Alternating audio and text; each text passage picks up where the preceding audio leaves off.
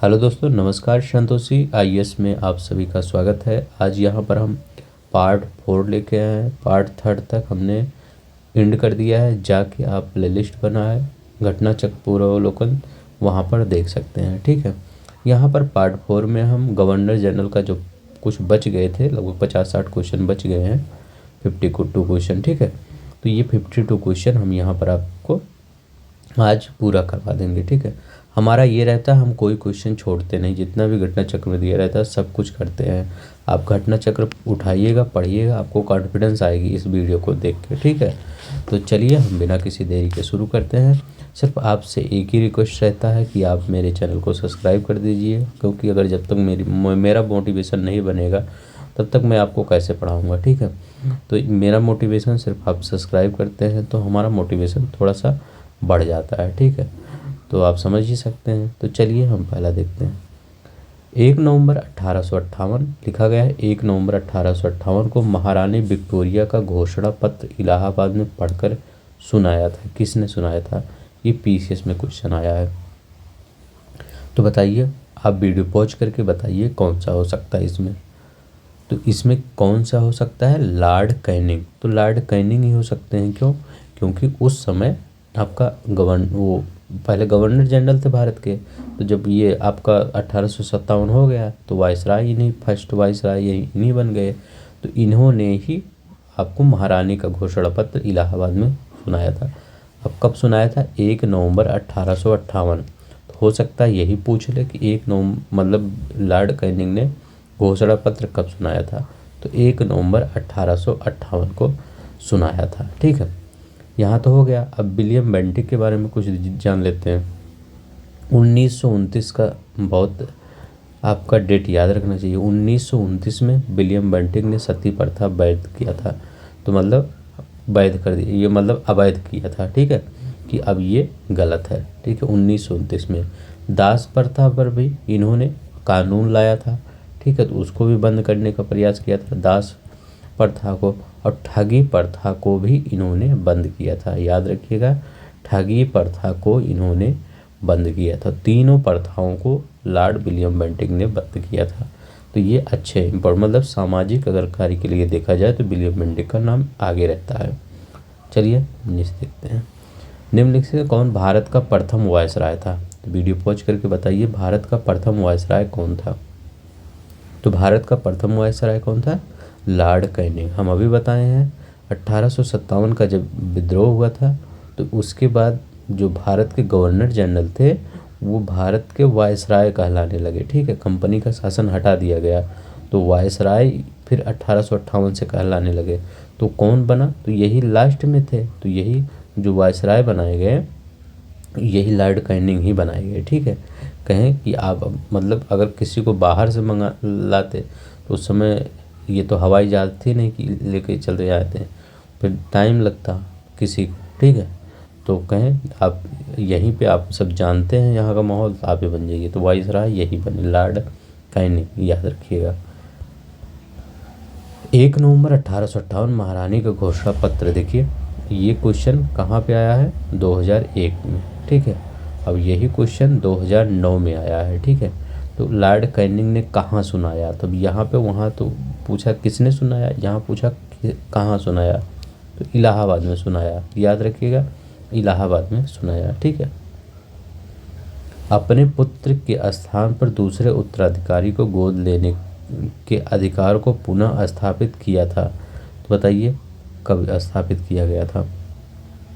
तो देखिए ये सब, ये गोद लेने वाला ये सब जब राजा, जैसे किसी राजा के पास कोई लड़का नहीं तो उत्तराधिकारी, जैसे झांसी में ये काम हो रहा था, मतलब करने का प्रयास किया गया था, लेकिन अंग्रेज़ों ने मना कर दिया था। तो और कई स्थान पे ऐसा ही हुआ था। तो लेकिन जब विद्रोह हो गया तो ये सब डर गए, मतलब क्या, ये सब अंग्रेज़, कि हमको इस चक्कर में अब नहीं पड़ना चाहिए, हमको जो कर रहे हैं करने दीजिए। ठीक है, तो उत्तराधिकारी को गोद लेने के अधिकार को पुनः स्थापित कर दिया। कौन से? 1858 के। ठीक है, तो ये 1858 के सामग्री की घोषणा। ठीक है, याद रखिएगा, जो 1858 का है सामग्री का घोषणा तो यही है। तो ये वही जो अभी हम घोषणा बताए हैं, कौन सा? कैनिंग तो द्वारा तो ये 1 नवंबर 1858 को, तो ये वही घोषणा है जो इलाहाबाद में पढ़ा गया था। ठीक है, इसमें देखिए ये किया गया कि उत्तराधिकार को मतलब हटा दिया गया कि नहीं कोई भी ले सकता, चाहे आप गोद भी लेके उसको राजा बना सकते हैं। ठीक है, कोई प्रॉब्लम नहीं है हमको। दूसरी बात है जो विलय की नीति थी डलहौजी और इनकी बेलेजली की, ठीक है, ये सबको रद्द कर दिया गया कि अब ऐसा कुछ नहीं होगा, विलय नीति ये पूरा त्याग दिया गया। तो घोषणा पत्र में ये भी किया गया कि विलय की नीति को भी पूरी तरह से त्याग दिया गया। तो ये साम्राज्यवाद जो ये विस्तार था ये सब हटा दिया गया। तो आपका कौन सा था, 1858 की सामग्री की घोषणा से यही किया गया। ठीक है, महारानी विक्टोरिया को भारत की सामग्री नियुक्त किया गया। तो बताइए महारानी विक्टोरिया को भारत की सामग्री कब नियुक्त किया गया। क्वेश्चन अच्छा है, आप अगर घटना चक्र पढ़ लिए होंगे तो ये सब क्वेश्चन आपको बहुत आसान लग रहा होगा। तो 1877 में महारानी को क्या किया गया, भारत का सामग्री नियुक्त किया गया। अब देखिए ये जो टाइटल है ये संसद में वहाँ पास हुआ था पहले। कब पास हुआ था, तो 1876 में ये किस नाम से पास हुआ था, रॉयल टाइटल एक्ट। याद रखिएगा, रॉयल टाइटल एक्ट। इसके ये देखिए कोई चीज़ पहले पास होता है तो ये रॉयल टाइटल एक्ट पास हुआ संसद में, ब्रिटिश संसद में पास हुआ। ठीक, हमारे यहाँ नहीं हुआ। तो 3 बार दिल्ली के दरबार हुआ, तो उसी समय ये सम्राट घोषित किए गए थे। एक तो पता है 1877 में, एक आप दूसरा कौन सा हुआ था 1803 में। ये इसमें कौन था 1877 में महारानी विक्टोरिया। याद रखिएगा महारानी विक्टोरिया, तो लिखा ही गया है देखिए महारानी विक्टोरिया। ठीक, 1877 में। अब इसके बाद एक हुआ था 1903 में। ठीक है, याद रखिएगा 1903 में जब करजन था, तो उस समय कौन सम्राट घोषित किया गया था, उस समय किया गया था सम्राट एडवर्ड। ठीक है, 7th। ठीक है, सम्राट एडवर्ड 7th को घोषित किया गया था सामग्री। ठीक है, इसके बाद एक और था, कौन था ये 1911 में। ये सबको पता होगा जब कलकत्ता से दिल्ली राजधानी स्थानांतरित हो गई थी। ठीक है, तो ये कौन था, जॉर्ज पंचम था। तो ये 3 जगह रॉयल टाइटल एक्ट के थ्रू सम्राट घोषित किया गया। 1903 में सम्राट एडवर्ड 7th को, जॉर्ज 5th को, कब 1911 में मतलब ये आए थे, और 77 में महारानी विक्टोरिया। ठीक है, ये आए थे विक्टोरिया। तो महारानी विक्टोरिया 1877 में, एडवर्ड 7 1903 में, जॉर्ज पंचम 1911 में। इतना सामग्री नियुक्त किया गया था। ठीक है, ये रॉयल टाइटल एक्ट होता था। ठीक है, ये संसद में पेश हुआ था 1876। उसके 1 साल बाद ये महारानी विक्टोरिया ये। ठीक है, इतना आपको याद रखना होगा। चलिए नेक्स्ट देखते हैं। निम्नलिखित में से किस गवर्नर जनरल ने भारत में दास प्रथा को समाप्त किया। बताइए किसने दास प्रथा को समाप्त किया भारत में। अब देखिए दास प्रथा को किसने समाप्त किया, लॉर्ड एलन बरो ने। याद रखिएगा, बहुत ही इंपॉर्टेंट क्वेश्चन है। लॉर्ड एलन बरो ने दास प्रथा को समाप्त किया। कब समाप्त किया, 1843 में। याद रखिएगा 1843 में के एक्ट, ये एक्ट भी पूछता है, एक्ट 5 के द्वारा। ठीक है, जैसे विलियम बेंटिक ने सुधार करने की कोशिश की, मतलब कुछ अधिनियम लाया था, लेकिन विलियम बेंटिक ने हटा नहीं दिया था। विलियम बेंटिक तो ठगी वाला सिस्टम था ठीक उसका, लेकिन लॉर्ड एलन बरो इन्होंने दास प्रथा का उन्मूलन कर दिया था। ठीक है, कब, 1842 से 44 तक इनका कार्यकाल था एलन बरो का। ठीक है, तो 1843 के एक्ट 5 के द्वारा इन्होंने दास प्रथा को समाप्त ही कर दिया। तो ये लॉर्ड एलन बरो। ठीक है, याद रखिए। कैसे याद करेंगे, अब देखिए बरो लिखा गया है ना, यहाँ लिखा गया है बरो, तो यहाँ दास लिखा गया है। तो दास जब होते हैं तो वो कैद रहते हैं, ऐसे दास कोई भी दास हो कैद ही रहता है। तो एलन बरो ने उनको बरी कर दिया, तो बरी ही की ये दास प्रथा जब समाप्त हो गई तो अब दास कोई रहा नहीं। ठीक है, तो बरो ने बरी कर दिया दास को। तो कभी भी भूल जाइएगा तो ऐसे याद रखिएगा, लॉर्ड एलन बरो ने बरी कर दी। ठीक है। कॉर्नवालिस क्या है? तो कॉर्नवालिस याद रखिएगा कॉर्न है, याद रखिए यहाँ कॉर्न है। कॉर्न मतलब क्या? कॉर्नफ्लेक्स जो खाया जाता है दूध में डाल के। तो वो क्या होता है? एनर्जी देता, अस्थायी रूप से एनर्जी देता है। अस्थायी बंदोबस्त कॉर्नवालिस के काल में। लॉर्ड विलियम बेंटिक सती प्रथा 1829 में ठगी प्रथा समाप्त किया गया था, सती प्रथा। ठीक है, इतना याद रखिएगा। निम्न युगों में से कौन सा सही सुमेलित है? बताइए कौन सा सही सुमेलित है? एक ही है जो एक सही सुमेलित है।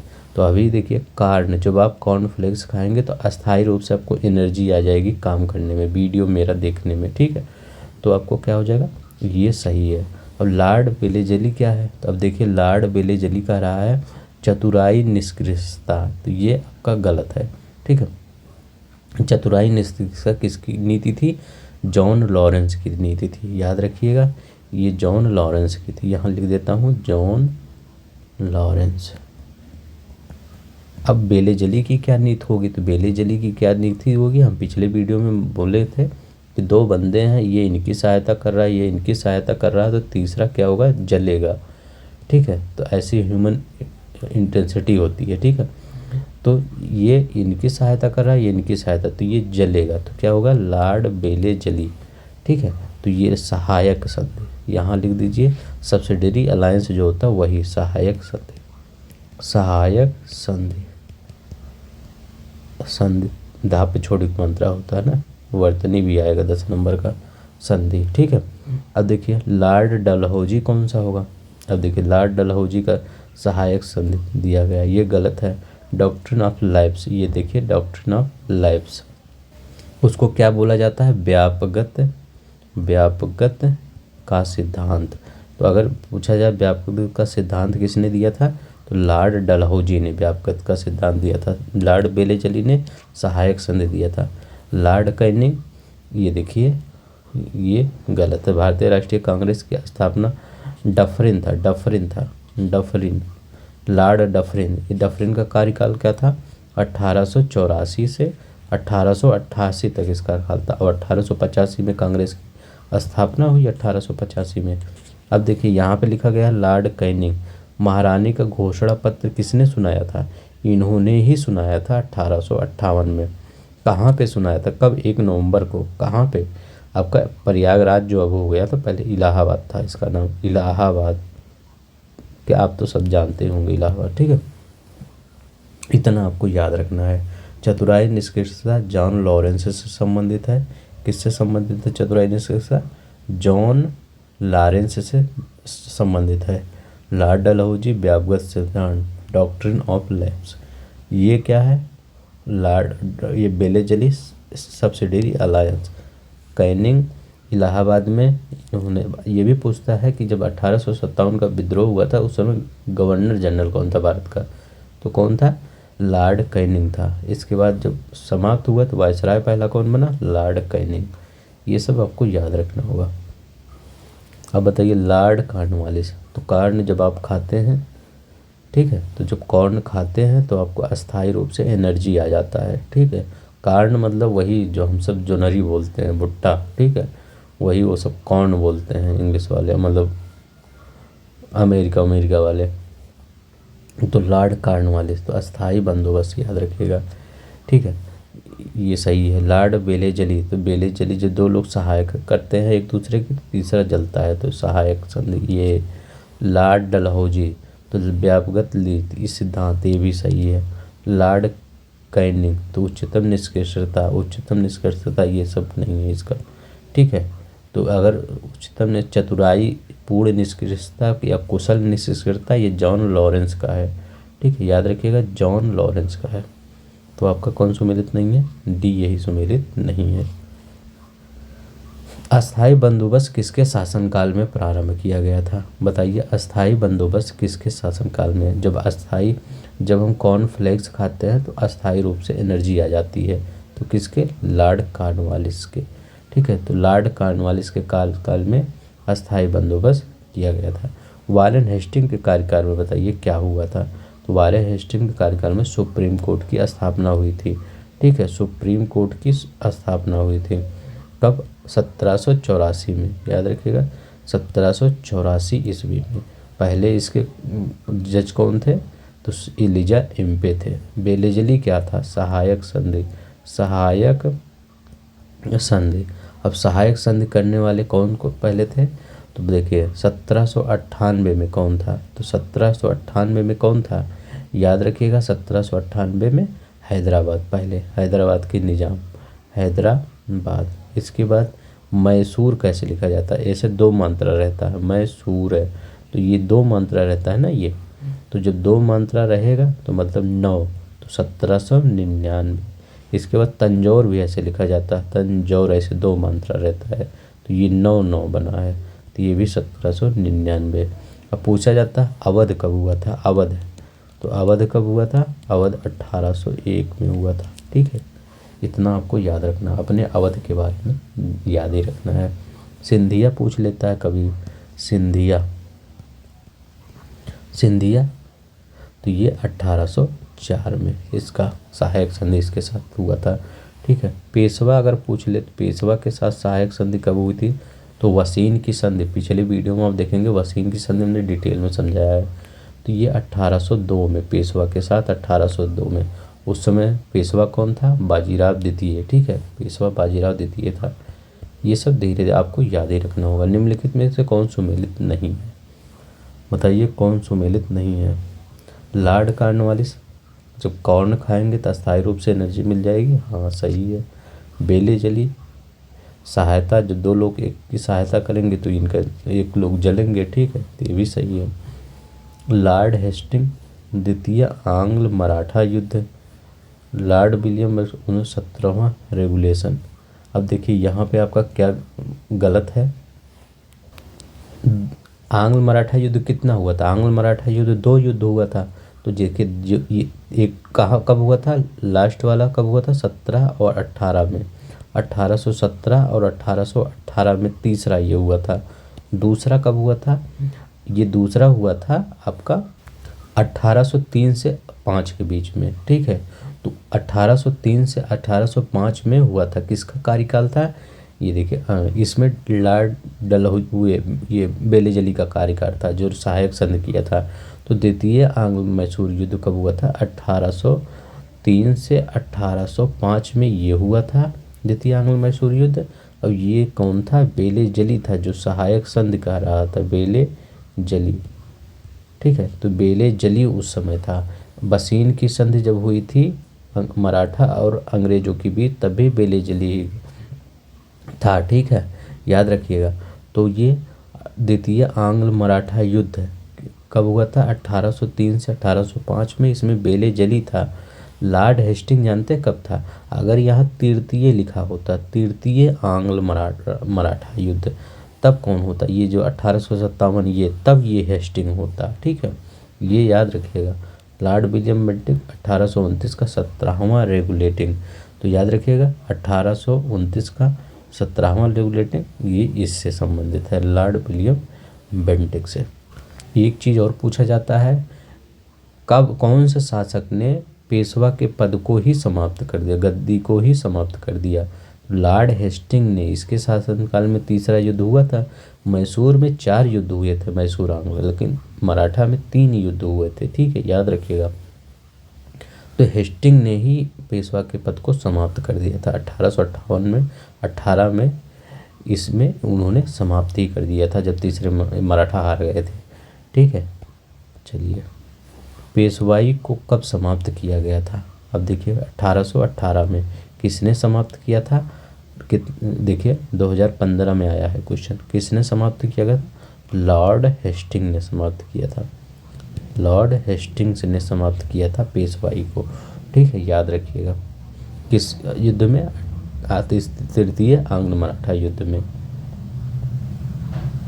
यहाँ देखते हैं निम्नलिखित में से किसने राजपूताना की देशी रियासतों के साथ 1817-18 की अधीनस्थ संधि की बातचीत की? तो बताइए इसमें कौन? तो कौन है? Charles Metcalfe. ठीक है, इन्होंने देशी रियासतों के साथ मतलब बातचीत की थी। कौन सुमेलित नहीं है? तो बताइए। देखिए, लॉर्ड कॉर्नवालिस अस्थाई बंदोबस्त, कौन खाएंगे? अस्थाई एनर्जी मिलेगी, सही है। लॉर्ड वेलेजली सहायक संधि प्रणाली, तो ये जलेंगे, दो लोग हेल्प करेंगे, ठीक है। सर जॉन सोल आंग्ल नेपाल युद्ध, ये आपका गलत है। तो आंग्ल नेपाल युद्ध कब हुआ था बताइए? हम पिछले वीडियो में बताए थे कब हुआ था, 1815 में हुआ था, ठीक है। 1814-15 के बीच में हुआ था, याद रखिएगा, 1814-15, ठीक है। आंग्ल ये यहाँ होगा, ठीक है। आंग्ल नेपाल युद्ध हुआ था। उस समय गवर्नर कौन था? तो याद रखिएगा, उस समय जो भारत वो गवर्नर थे, ये यहाँ पे लॉर्ड हेस्टिंग थे, याद रखिएगा, लॉर्ड हेस्टिंग। तो उस समय कौन से गवर्नर थे? लॉर्ड हेस्टिंग थे। अब ये देखिए, सबसे ज़्यादा इम्पोर्टेंस जानते हैं क्या होता है? सबसे ज़्यादा पूछा जाता है सुगौली की संधि, ये याद रखिएगा और चाहे सब भूल जाइएगा। सुगौली और बसीन कब बताया था? 1802 में बसीन की संधि। सुगौली की संधि कब हुई थी? तो सुगौली की संधि डेट भी याद रखिए, 2 दिसंबर 1815 में हुआ था सुगौली की संधि, ठीक है। याद रखिएगा, 2 दिसंबर को 1815 को सुगौली की संधि हुई थी। तो इस समय लॉर्ड हेस्टिंग था आंग्ल नेपाल युद्ध में, ठीक है। 1814-15 में आंग्ल नेपाल युद्ध हुआ था। अब लॉर्ड हेस्टिंग तृतीय आंग्ल मराठा युद्ध, ये तो अभी हम पढ़े हैं, तो ये भी सही है, ठीक है।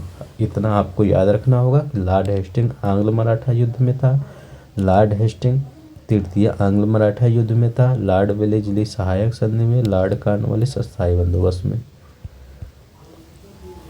ये देखिए, एलनबरो, इसमें बताइए कौन एक सही सुमेलित है?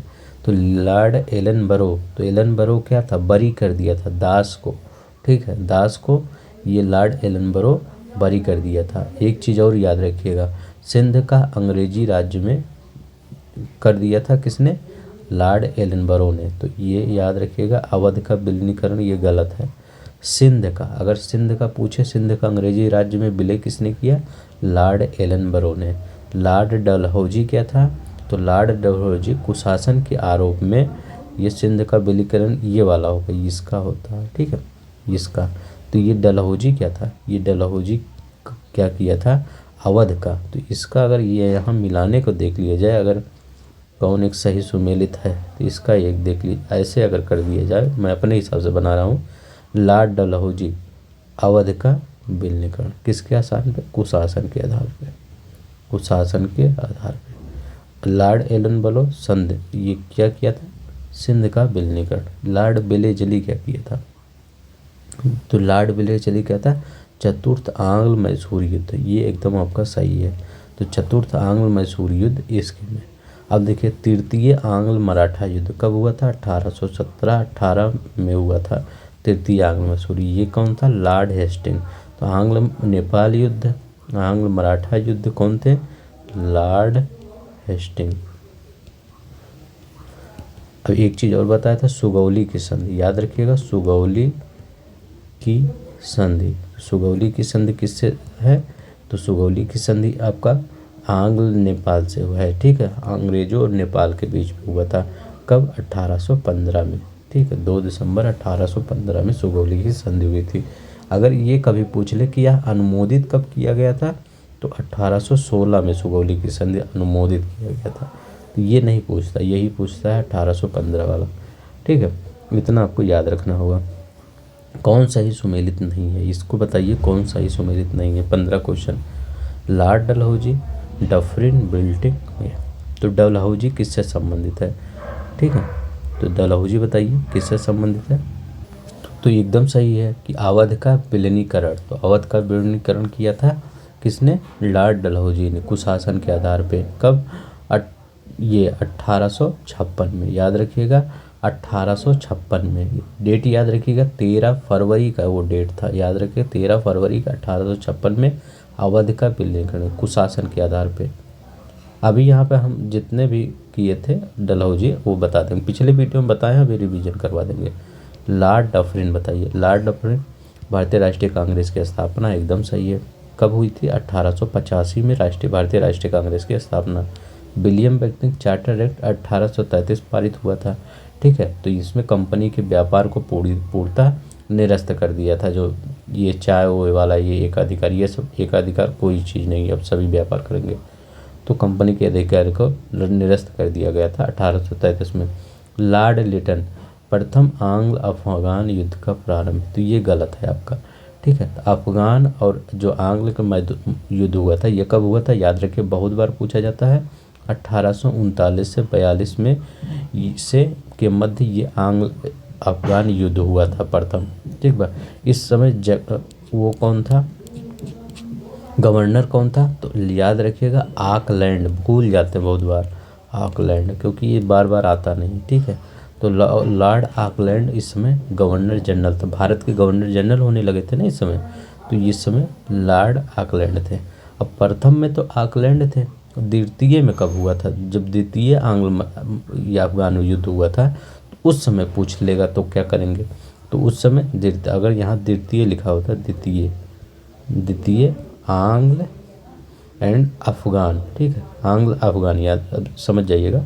आंग्ल अफगान युद्ध कब हुआ था, 1878 से 1880 के मध्य हुआ था। ठीक है, 1878 से 1880 के मध्य हुआ था। इस समय कौन गवर्नर था, वो वायसराय में होगा ना, 1878 आ गया ना, अब तो वायसराय आने लगा, तो ये वायसराय कौन था, लॉर्ड लिटन। ये बहुत खराब था लॉर्ड लिटन। लिटन और रिपन में न, रिपन एक अच्छा व्यक्ति था। ठीक है, तो लिटन एक खराब व्यक्ति था, याद रखिएगा। लॉर्ड, वो तो सभी खराब थे लेकिन एक कुछ ज़्यादा ही खराब था, लॉर्ड लिटन। ठीक है, तो द्वितीय आंग्ल अफगान युद्ध, आंग्ल अफगान लिखा गया है ये 1878 से 80 के बीच में, प्रथम 39 से 42 के बीच में। विलियम बेंटिक 1833, भारतीय राष्ट्रीय कांग्रेस के 1885 में, अवध का विलीनीकरण 1856 में कुशासन के आधार पर किया गया। ठीक है, चलिए नेक्स्ट देखते हैं। चतुराई निष्कृष्टता की नीति किससे जुड़ा है, तो बताइए। अभी इसको तो हम बता ही के आए हैं किससे जुड़ा है, जॉन लॉरेंस, ऊपर ही बताए हैं किससे जुड़ा है, जॉन लॉरेंस। ये म्यो क्या था, म्यो के बारे में एक क्वेश्चन बहुत बार पूछा जाता है कि ये जो म्यो था कौन सा ऐसा वायसराय था, ये तो वायसराय होगा ना, बाद में आया था, तो ये कौन सा ऐसा वायसराय था जिसकी हत्या कर दी गई थी अंडमान निकोबार में किसी एक कैदी के द्वारा, तो यही था, इसकी हत्या कर दी गई थी एक कैदी के द्वारा। ठीक है, याद रखिएगा। ये कौन था, आप देखिए, ये लॉर्ड कैनिंग, तो ये लॉर्ड कैनिंग था जो इलाहाबाद में महारानी का घोषणा पत्र पढ़ के सुनाया था, लॉर्ड कैनिंग ने, याद रखिएगा। महारानी का घोषणा पत्र 1858 में सुनाया था कि अब ये होगा, कंपनी हट जाएगी। ठीक है, तो ये लॉर्ड कैनिंग था। विलियम बेंटिक क्या था, सती प्रथा, ठगी प्रथा, इस दोनों को समाप्त कर दिया था। ठीक है, तो लॉर्ड विलियम बेंटिक। ठीक, इतना याद रखिएगा।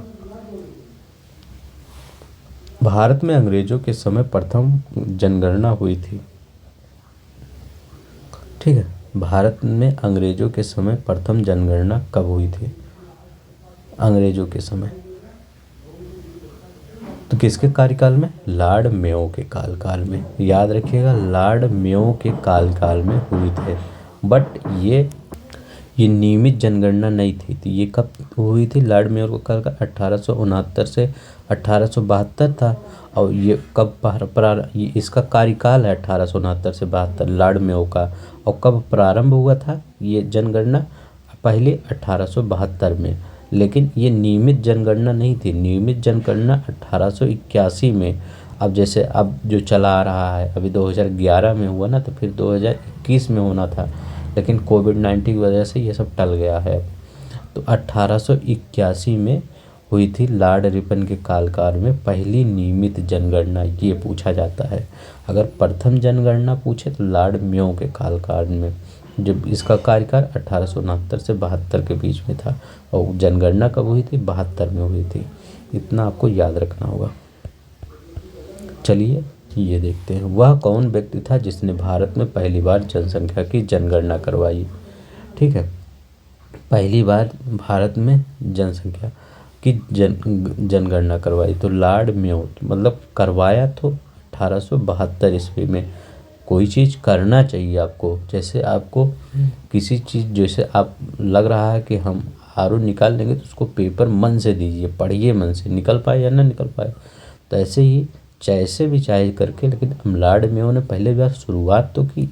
ठीक है, तो अगर आप मेहनत करेंगे तो ये देखिए इसका मेहनत था, तभी इससे 1881 में उसका रंग ला दिया, बढ़िया से होने लगा। वैसे आप भी मेहनत करेंगे तो आपका निकल जाएगा। ठीक है, तो लॉर्ड मेयो, ठीक है, लॉर्ड मेयो ने पहली बार जनसंख्या गणना कराई। प्लीज़ ये सब्सक्राइब का बटन दिया है नीचे, उसको प्रेस कर दीजिएगा। हम आपसे सिर्फ यही मांगते हैं और कुछ नहीं। ठीक, यहाँ देखिए, किस वायसराय की हत्या अंडमान निकोबार द्वीप में एक दंडित अपराधी द्वारा की गई थी। तो अभी हम इसको पहले ही बता चुके हैं, कुछ चीज़ें मैं पहले इसलिए बता देता हूँ कि ताकि बार बार रिवीजन करने में याद हो जाए। आर ओ में आया है 2013 में। तो लॉर्ड मेयो, अंडमान निकोबार में इसकी हत्या कर दी गई थी, लॉर्ड मेयो की। अफगानिस्तान ने प्रति एक जोश भरी अग्र फॉरवर्ड की नीति का अनुसरण करने वाला गवर्नर कौन था? तो बताइए, अफगानिस्तान के प्रति कि एक मतलब अग्र फॉरवर्ड की नीति, तो ये कौन था? लिटन था। याद रखिएगा, ये अब उनके मतलब ये जब लिटन ये वायसराय बन के आया, तो इसके द्वितीय आंग्ल अफगान युद्ध इसी के शासनकाल में हुआ था। ये देखिए, अब यहाँ लिखे हैं, देखिए, लॉर्ड लिटन, द्वितीय अफगान युद्ध 1878 से 80 के बीच में, लॉर्ड लिटन के काल में इसी ने अग्र फॉरवर्ड की नीति अपनाई थी। किसके प्रति? अफगानिस्तान के प्रति। ठीक है, याद रखिएगा, अफगानिस्तान के प्रति लॉर्ड लिटन। अफगानिस्तान प्रति ये देखिए कब आया है? आईएएस में आया है, इसके बाद पीपीएससी 2019 में आया है। तो प्लीज़ आप आईएएस का क्वेश्चन को ध्यान से पढ़ा करिए, क्योंकि वो यूपी पीसीएस भी वैसे दे देता है। तो अफगानिस्तान आक्रमण नीति लिटन, वैसे ही लगा दीजिए। कौन भारत का वायसराय सबसे दीर्घ काल तक रहा? बताइए, कौन भारत का वायसराय सबसे दीर्घ काल तक रहा? करजन कब से कब रहा, ये देख लीजिए। 1899 से 1905 तक रहा। कितने वर्ष? 7 वर्ष रहा। ठीक है, अब इसके बाद लॉर्ड डफरिन कब से रहा, कब? तो ये जब वो कांग्रेस की स्थापना हुई थी, तो 1801 के 1 साल पहले से ही था, 1888 तक, तो 4 साल था। ठीक है, 4 साल था। लॉर्ड हार्डिंग कब था? तो ये देखिए, 1910 से 1916, इसी में गांधी जी आए थे। पूछ सकता है गांधी जी किस वायसराय काल के में आए थे? अगर कोई कहे कि हम पढ़ चुके हैं हिस्ट्री, तो एक ऐसे ही क्वेश्चन बना के पूछ लिया करिए, गांधी जी किस वायसराय के कार्यकाल में आए थे? तो लॉर्ड हार्डिंग। लॉर्ड मेयो, इसका कब था? तो 18, अभी इसको तो पहले ही बता चुके हैं, 69 से 72 तक था। 72 में इन्होंने जनगणना करवाई थी, तो 3 वर्ष। तो बताइए, कौन भारत का वायसराय सबसे दीर्घ काल तक रहा था? तो कौन सा रहा था? तो इसमें आपको पता ही चल गया होगा, लॉर्ड कर्जन। ठीक है, तो 1899 से 1905 में ये इन्होंने जो किया वो शायद किसी ने नहीं किया। ठीक है, ये सबसे बेकार यही था। भारत में स्थानीय स्वशासी संस्थाएं 1882 ईस्वी में सशक्त की गई थी। ठीक है, किसके कार्यकाल में? तो ये स्थानीय स्वशासन संस्थाएं, मतलब जो हमारा अभी बलवंत राय मेहता वाला जो पढ़ते हैं, ठीक है, जब पॉलिटी पढ़ते हैं, तो पॉलिटी भी हम लाएंगे, उसमें टेंशन न लीजिए। लॉर्ड रिपन द्वारा, ठीक है, तो लॉर्ड रिपन द्वारा ये सशक्त की गई। तो अगर कोई पूछे कि ये स्थानीय स्वशासन का जनक, तो लॉर्ड रिपन, लिटन मत लगाइएगा, ये इसको मत लगाइएगा, इसको खाली अफगान में लगाइए, अब अफगान में लगाइएगा। ठीक है, तो इसका क्या होगा? लॉर्ड रिपन द्वारा। इसी के लॉर्ड रिपन के शासनकाल में तहसील बनाया गया, नगर में नगर पालिकाएँ स्थापित की गई, मतलब जितने भी नगर से रिलेटेड सही था या गांव से रिलेटेड सब कुछ ये लॉर्ड रिपन ने किया। ठीक है, याद रखिएगा। भारत में स्थानीय स्वशासन को किसने प्रोत्साहित किया? तो लॉर्ड रिपन ने किया था। मेयो की हत्या हो गई थी, आर ओ में आया था, अंडमान में। ठीक है। कैनिंग क्या था, प्रथम वायसराय था। ठीक है, ये अफगानिस्तान में था। ये बताइए लॉर्ड रिपन था। ठीक है, स्थानीय स्वशासन अफगानिस्तान में था, मतलब क्या है इसका मतलब अफगानिस्तान युद्ध में ये था लॉर्ड रिटन, द्वितीय अफगानिस्तान युद्ध में। ये वाला क्वेश्चन बताइए, ये भी क्वेश्चन अच्छा क्वेश्चन है।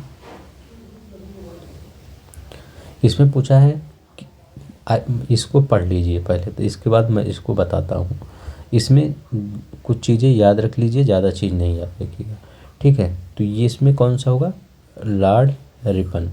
ठीक है, तो लॉर्ड रिपन होगा इसमें। अब देखिए इसमें पूछा जा रहा है कि अब देखिए कुछ भी कुछ पूछे ये सब नहीं, पहले ये पूछिए कि प्रथम फैक्ट्री अधिनियम कब आया था, यही सबसे ज़्यादा इम्पोर्टेंट है। प्रथम फैक्ट्री अधिनियम कब आया था, 1881 में आया था। यही याद रख लीजिए, क्योंकि आपके क्वेश्चन पेपर में यही क्वेश्चन आएगा कि प्रथम फैक्ट्री अधिनियम की मतलब के रूप में जो जाना जाता है वो कब आया था, तो ये कब आया था, 1881 में। ठीक है, अब इस अधिनियम से कुछ काम भी होगा। जो 7 साल से कम मतलब साल के बच्चे थे या कुछ भी हो, बच्ची बच्चियाँ कुछ भी हो, उनको रोक दिया गया था। ठीक है, तो उनको काम नहीं करना था इसमें फैक्ट्री में, नहीं तो वो कानूनी दंडनीय अपराध होगा। ठीक है, 7 साल से कम बच्चों को रोक दिया गया था। और जो 7 से 12 के बीच में थे, 7 से 12 वर्ष के बच्चे को, इनको 9 घंटे काम करना था बस, इससे ज़्यादा नहीं। ठीक है, और महीने में 4 दिन की छुट्टी। ठीक है, कि 4 दिन अब छुट्टी, पहले ये सब नहीं मिलता था, 4 दिन छुट्टी 9 घंटे ऐसे, मतलब जानवरों की तरह भारतीयों को अंग्रेज काम करवाते रहते थे। ठीक है, तो थोड़ा सा हम सबको अपने जो हमारे पूर्वज हैं उनके साथ सम्मान की चीज़ें रखनी चाहिए। ठीक है, हमें चाहे वो स्वतंत्रता संग्राम में अच्छा किया हो या नहीं किया हो, लेकिन अंग्रेज़ों का कष्ट सबने झेला है। ठीक है, तो ये हमें नहीं करना चाहिए, ये नेता खराब थे ये सही थे ये नहीं, सबने कष्ट झेला है। अब देखिए यहाँ पे देखते हैं, फैक्ट्री एक्ट 1881 औद्योगिक कामगारों की मजदूरी नियत करने के लिए और कामगारों को मजदूर संघ बनाने देने के लिए दृष्टि पारित किया गया था। M.A. लोखंडे भारत के में मजदूर संगठित करने में अग्रगामी थे। तो बताइए इसमें आपका कौन सा सही है, तो इसमें आपका कौन सा सही है, 2 सही है। ठीक है, यही आपका सही है। मजदूरी संघ बना देने की दृष्टि ये सब नहीं किया गया था। ठीक है, तो ये लिखा मजदूरी नियत करने से, ये नहीं किया गया था। उसमें किया गया था कि आप वो उनका जो कार्यकाल था वो घटा दिया जाए, ये, लेकिन ये नहीं किया गया, ये गलत है, ये सही है। स्थानीय स्वशासन का जनक माना जाता है, तो स्थानीय स्वशासन का जनक लॉर्ड रिपन माना जाता है। डलहौजी आ जाए क्या, व्यापगत सिद्धांत। ठीक है, व्यापगत सिद्धांत याद रखेंगे। ठीक है, डलहौजी में कब, अवध का कुशासन के आधार पे 1856 में किया गया था, अवध का कुशासन के आधार पे। अब ये बताइए कौन सा युग्म सही सुमेलित नहीं है, स्थानीय स्वशासन, ये देखिए यही नहीं सुने, स्थानीय स्वशासन रिपन होगा। ठीक है, लिटन नहीं होगा, रिपन होगा। सहायक संधि लॉर्ड बेलेजली, तो ठीक है ये तो सही है, सहायक संधि लॉर्ड बेलेजली। राज्य अपहरण नीति डलहौजी, ये भी सही है। अस्थाई बंदोबस्त कॉर्नवालिस, कॉर्न खाएंगे अस्थाई एनर्जी आएगी, तो ये भी सही है, ये भी सही है आपका, ये गलत है। ठीक है, RO 2017 में, अगर देखिए सब पढ़े हैं कितना आराम से हो गया ये देखिए Clive Bentinck Charles Metcalfe Curzon. अब जो आपको आ रहा है उसको लगा दीजिए। अब देखिए आप ज़्यादा क्या पढ़े हैं कि बंगाल विभाजन कर्जन, इसको सबको पता होगा, तो एक का चौथा। बेंटिंग क्या पढ़े हैं, तो बेंटिंग क्या पढ़े हैं आप, तो मैकाले की जो शिक्षा नीति आई थी कब आई थी, 1835 में, वो इनकी बेंटिंग के ही शासनकाल में आई थी। तो याद रखिएगा बेंटिंग का अंग्रेजी शिक्षा। क्लाइव का क्या होगा, तो रॉबर्ट क्लाइव का बंगाल में दोहरा शासन, ठीक, द्वैध शासन जिसको बोलते हैं, रॉबर्ट क्लाइव। चार्ल्स मेटकॉफ, ये बहुत बार पूछा जाता है, प्रेस से प्रतिबंध हटाना। तो इस चार्ल्स मेटकॉफ को क्या कहते हैं, समाचार पत्रों का मुक्तिदाता भी कहा जाता है, ठीक है, याद रखिएगा इसको, समाचार पत्र का, समाचार पत्र का मुक्तदाता। तो इतना याद रखिएगा, समाचार पत्र का मुक्तिदाता चार्ल्स मेटकॉफ का, ठीक है। प्रतिबंध इतना हटा दिया था इसीलिए। अंग्रेजी शिक्षा मैकाले की 1935 में अंग्रेजी शिक्षा मैकाले की आई थी, ठीक है, कि अब अंग्रेजी में सब कुछ होगा, मतलब जो ग्रेजुएशन लेवल पे हो, ठीक है। अब यहाँ पर देखिए डलहौजी, तो डलहौजी क्या होगा, व्यापगत सिद्धांत होगा, याद रखिएगा डलहौजी किससे, व्यापगत सिद्धांत से होगा। लॉर्ड विलियम बेंटिंग, ये कब होगा, सती प्रथा, ठीक है। तो सती प्रथा विलियम बेंटिंग सबसे याद होगा, सबको याद, ये तो पता ही होगा, ये याद रख लीजिए ये कब वो हुआ था आपका, किस नियम के थ्रू, तो 17वें नियम के थ्रू, 17वें नियम के थ्रू, और कब हुआ था, 1829 में, यही आपसे पूछ सकता है। लॉर्ड रिपन, तो लॉर्ड रिपन बताइए, मतलब जो हमारे ये बलवंत मेहता जी किए थे, वही ये करके चले गए थे। लॉर्ड रिपन स्वायत्त शासन, ठीक है। लॉर्ड कर्जन बंगाल का विभाजन, तो ये सब आपको जानते होंगे। अब देखिए यहाँ पर हम कुछ चीज़ें आपको बता देते हैं कि ये जो लॉर्ड डलहौजी है, इसने कौन कौन सी रियासतों को अपने अंदर कर लिया था। तो सतारा को कर लिया था, सतारा, ठीक है। सतारा को कब किया था आपका, 1848 ईस्वी में, ठीक है, याद रखिएगा। जैतपुर, जैतपुर और संबलपुर, संबलपुर, ये कब हुए थे, 1849 में। कैसे याद करेंगे, संभल, जब कोई खिलाड़ी 49 पे पहुंचता है तो वो संभल संभल कर खेलता है, ठीक है। तो ये इसीलिए संभलपुर जैतपुर 1849 ऐसे याद रखिए। क्रिकेट में जब 49 पे पहुंचता संभल के खेलता, सोचता 50 पूरा हो जाए। अब देखिए यहाँ पर हो गया संभलपुर। बघात पूछ लेता है, बघात कब डलहौजी ने अपने अंदर किया था, तो ये 1850 में, ठीक है, याद रखिएगा 1850 में। उदयपुर पूछ लिया, उदयपुर, उदयपुर कब किया था अपने अंदर, 1852 में, याद रखिएगा उदयपुर को 1852। झांसी और नागपुर, ये दोनों एक ही साथ है, याद रखिएगा, झांसी और नागपुर, ये 1854 में, ठीक है। चलिए नेक्स्ट देखते हैं, कौन सी जोड़ी गवर्नर जनरल और घटना से सुमेलित है। तो बताइए कौन सी जोड़ी गवर्नर जनरल और घटना से संबंधित है। लॉर्ड कॉर्नवालिस रेगुलेटिंग एक्ट, ये गलत है। लॉर्ड बेलेजली अस्थाई बंदोबस्त, तो ये गलत है। लॉर्ड कॉर्नवालिस, तो यहाँ होना चाहिए अस्थाई बंदोबस्त, ठीक है। कॉर्नवालिस तो अस्थाई एनर्जी हमको मिलता है, कॉर्न से ही अस्थाई बंदोबस्त, ठीक है। लॉर्ड बेलेजली सहायक संधि होगा यहाँ, सहायक संधि। कितनी बार मैं लिखता हूँ आपको याद हो जाना चाहिए, अब तो याद तो हो ही रहा होगा। लॉर्ड एलनबरो सिंध का बिल एकदम सही है ना। लॉर्ड डलहौजी प्रथम आंग्ल अफगान युद्ध, नहीं, लॉर्ड डलहौजी नहीं, ऑकलैंड था, ऑकलैंड, तो ऑकलैंड था, ठीक है।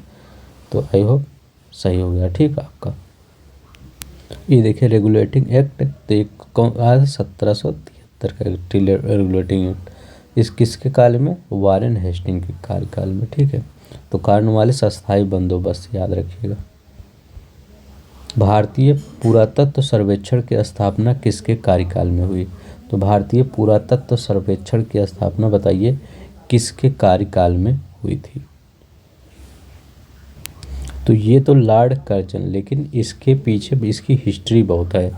जो 1784 में क्या हुआ था, एशियाटिक सोसाइटी, तो एशियाटिक सोसाइटी कब हुआ था, 1774 में स्थापना हुई थी एशियाटिक सोसाइटी की। कहाँ पे, किसने की थी, विलियम जोन्स ने की थी। कहाँ पे की थी, कलकत्ता में की थी। वहीं से इसकी स्थापना का प्रयास किया जा रहा है। लेकिन अंततः फिर 1861, इसकी हिस्ट्री आ गई 1861, लॉर्ड कैनिंग और अलेक्जेंडर कनिंघम को, मतलब पुरातात्विक सर्वेक्षण लॉर्ड कैनिंग के द्वारा, जो उस समय वायसराय था, उसके द्वारा अलेक्जेंडर कनिंघम को पुरातात्विक सर्वेक्षक नियुक्त किया गया। ठीक है, इतना तो आप ले लें। लेकिन अगर पूरी तरह से लॉर्ड कर्जन, इस समय कौन नियुक्त किया गया, इसका जॉन मार्शल, ठीक है, इसका महानिदेशक नियुक्त किया गया। जॉन मार्शल 1901 में ये भारतीय पुरातत्व सर्वेक्षण का महानिदेशक जॉन मार्शल नियुक्त किया गया। तो लॉर्ड कर्जन के समय में ही मेन स्थापना हुई। भारतीय पुरातत्व सर्वेक्षण की स्थापना हुई थी किसके कार्यकाल में? इम्पोर्टेंट क्वेश्चन है, तभी बार बार पूछा जाता है। लॉर्ड कर्जन के कार्यकाल में। प्राचीन स्मारक संरक्षण एक्ट किस गवर्नर जनरल के कार्यकाल में पारित हुआ? तो बताइए, प्राचीन स्मारक संरक्षण एक्ट किस गवर्नर जनरल के कार्यकाल में पारित हुआ? तो ये भी वही होगा, लॉर्ड कर्जन के कार्यकाल में। ठीक है, तो याद रखिए, प्राचीन स्मारक संरक्षण अधिनियम कब पारित हुआ, ये भी याद रखिए, 1904 ईस्वी में। ठीक है, 1904 ईस्वी में लॉर्ड कर्जन के कार्यकाल में पारित हुआ। भारत में कर्जन के प्रशासन की तुलना औरंगजेब से किसने की थी? तो बताइए, कर्जन तो दुष्ट था ही, तो किसने की थी औरंगजेब से तुलना? तो ये की थी गोपाल कृष्ण गोखले जी ने। कर्जन का कार्यकाल कब था? 1899 से 1905। चलिए अब नेक्स्ट क्वेश्चन देखते हैं। इंपीरियल कैडेट कॉर्प्स की स्थापना किसने की थी? बताइए, इंपीरियल कैडेट्स कॉर्प्स की स्थापना किसने की थी? लॉर्ड कर्जन ने की थी। याद रखिएगा, इंपीरियल कैडेट्स कॉर्प्स की स्थापना लॉर्ड कर्जन ने की थी। पूछ सकता है कब की थी, तो 1901 में। अब पूछ सकते हैं ये इंपीरियल कैडेट कॉर्प्स है क्या, ये भी पता होना चाहिए कि खाली ऐसा ही पता हो गया कि। तो ये जानते हैं, जो आपके राजकुमार थे या नरेश थे, मतलब जो राजा महाराजा थे, उनके पुत्रों को सैनिक शिक्षा दी जाती थी। ठीक है, तो राजा महाराजाओं के पुत्रों को सैनिक शिक्षा दी जाती थी, इसमें सैनिक शिक्षा की व्यवस्था की जाती थी। ठीक है, तो यही इंपीरियल कैडेट्स कॉर्प्स है।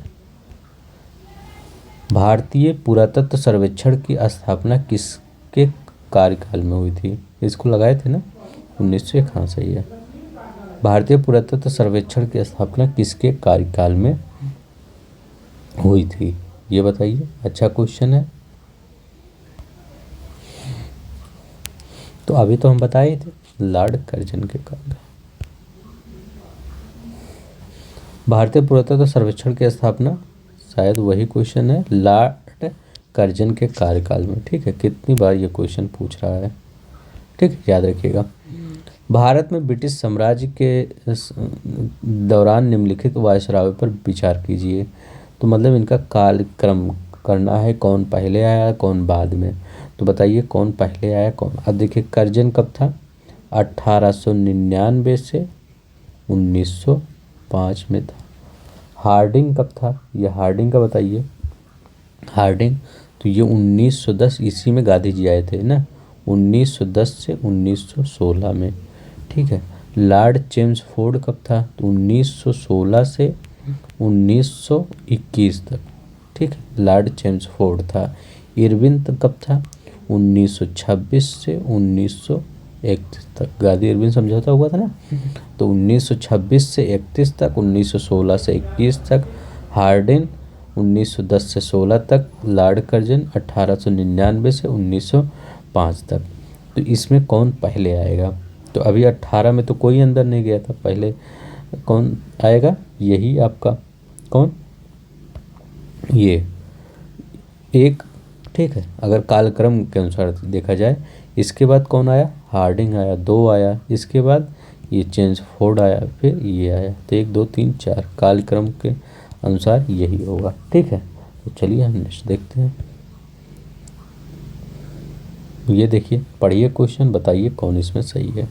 लॉर्ड कर्जन ने प्रांतीय सीमांतों को पुनर्गठित करने का निर्णय लिया। पूर्वी बंगाल और असम नामक एक नया प्रांत बनाया। हाँ, वही बंगाल विभाजन। तो ये आपका दोनों ही सही है।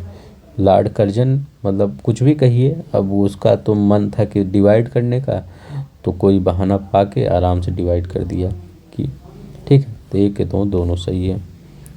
वोट डालो राज्य करो की नीति किसने अपनाई था? तो कर्जन ने अपनाई थी, लेकिन एक और था उसने भी अपनाई थी। RO 2014 में पूछा गया है। तो बताइए एक और था, किसने अपनाई थी? तो मिंटो ने भी अपनाई थी। ठीक है, लॉर्ड मिंटो ने इसने ही तो मार्ले मिंटो एक्ट लाया था। तो उसमें जो मुस्लिम के लिए अलग से चुनाव में वो कर दिया गया था।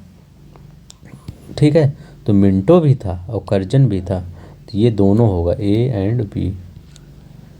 ठीक है, तो ये जो मिंटो था, तो जो निर्वाचक प्रणाली यही प्रोत्साहित किया था जो अलग से मुसलमान के लिए। ठीक है, तो ये वोट डालो राज्य करो, लॉर्ड कर्जन और मिंटो दोनों, A और B दोनों सही होगा। मुझे विश्वास है कि कांग्रेस अपने विनाश की तरफ बढ़ रही है। यह मेरी एक बड़ी इच्छा होगी कि भारत में रहते ही इसके शांतिप्रिय निधन में इसका सहायक बनूं। किसने कहा था?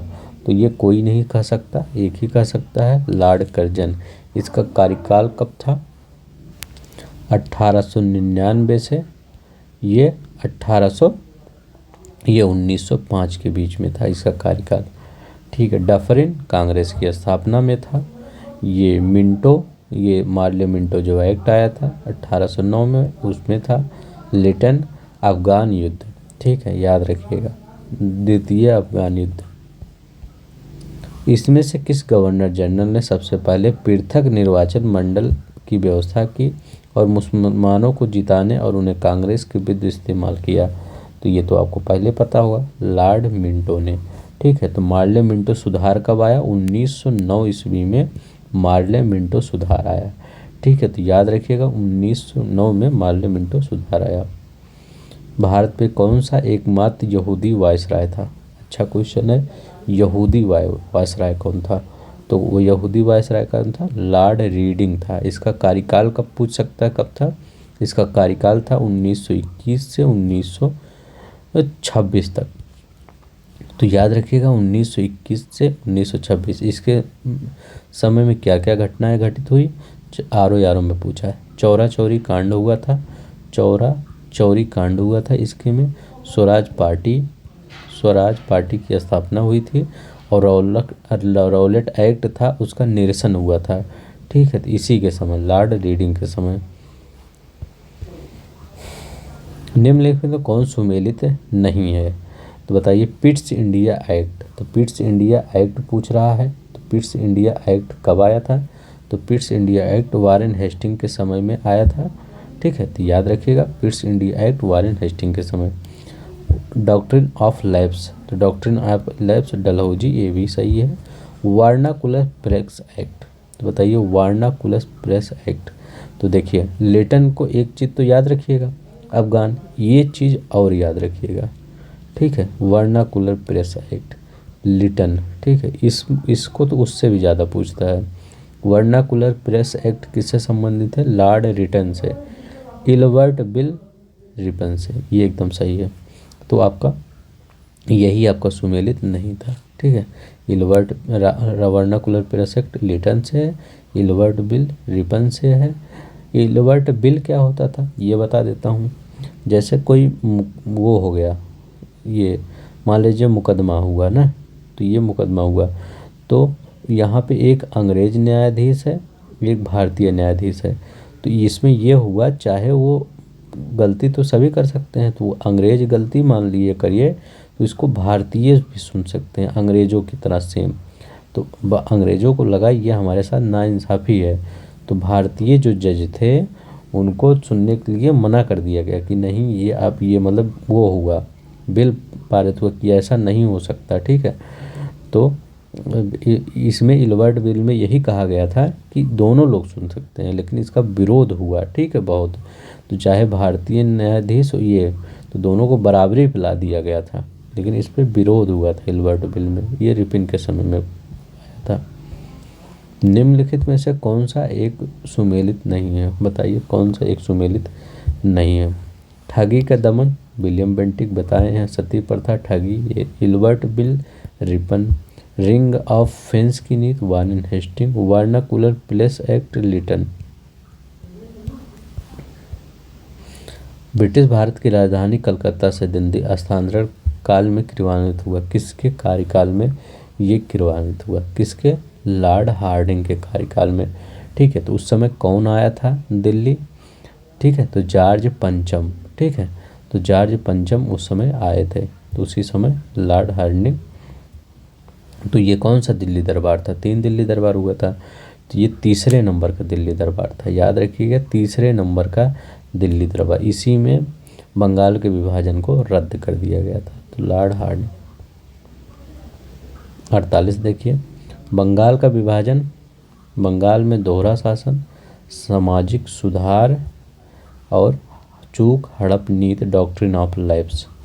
तो देखिए, doctrine of lapse Dalhousie. Bengal का विभाजन कर्जन। बंगाल में दोहरा शासन क्लाइव। सामाजिक सुधार बेंटिक। सती प्रथा। ये तो आई लोग सबको 100% जितने लोग देख रहे होंगे सब कर देंगे। अब ये क्वेश्चन आपको कैसा लगा? एकदम सिंपल। अब देखिए, संभलपुर, जो संभल के खेलेगा वही तो 50 पूरा कर पाएगा।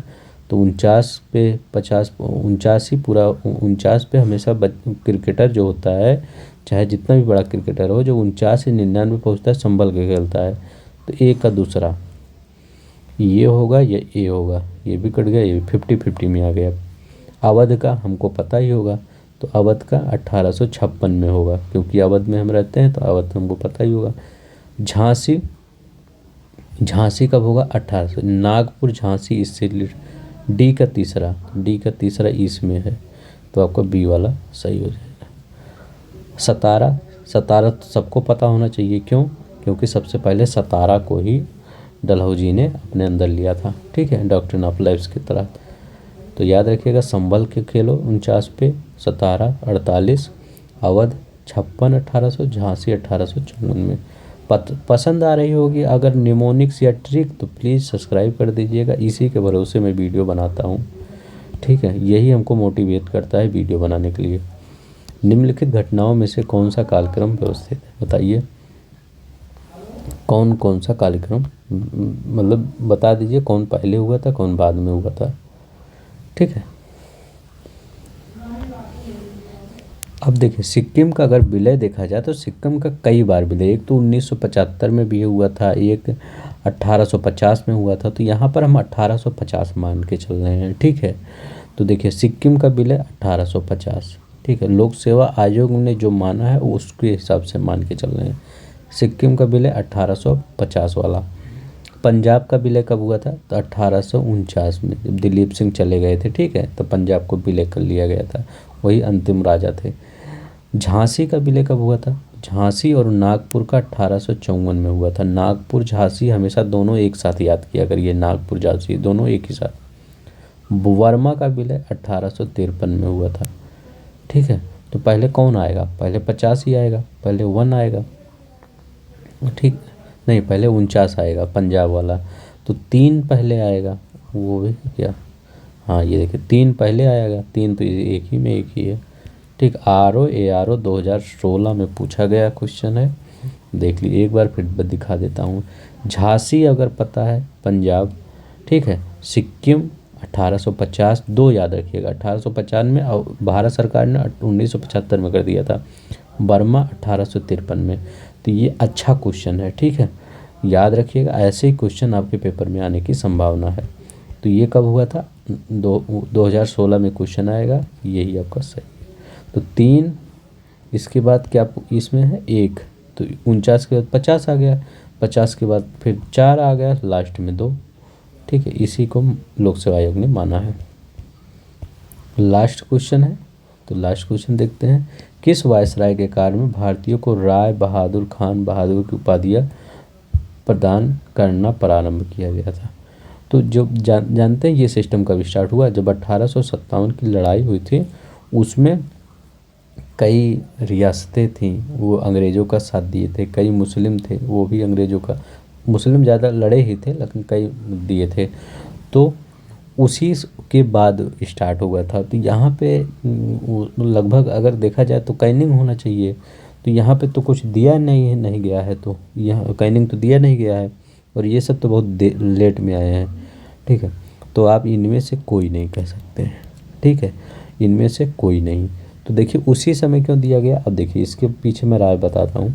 जो हिंदुओं को दिया जाता था, जो हिंदू सहायता किए थे 1857 में अंग्रेजों की, उनको जीत दिया जाता था, उनको राय बहादुर की उपाधि दिया जाता था, राय बहादुर। और जो मुसलमान जो सहायता किए थे, राय बहादुर हिंदू के लिए है, जो मुसलमान सहायता किए थे उनको खान बहादुर की उपाधि दिया जाता था। ठीक है, तो इतना आपको याद रखना होगा। तो आज के लिए बस इतना ही। अगर आपको पसंद आया होगा तो प्लीज़ आप सब्सक्राइब कर दीजिएगा चैनल को, वीडियो को लाइक कर दीजिएगा। इसी के भरोसे मैं आपसे वीडियो बनाता हूँ, आपको वीडियो मिलता रहेगा अब। ठीक है, तो हम आप पूरा पेपर तक ख़त्म करने की पूरी कोशिश करेंगे। अब मैराथन भी हमको लाना पड़ेगा 2-3-4 घंटे का, तो वो भी हम लाएंगे। ठीक है, तो धन्यवाद, नमस्कार, जय हिंद, जय भारत।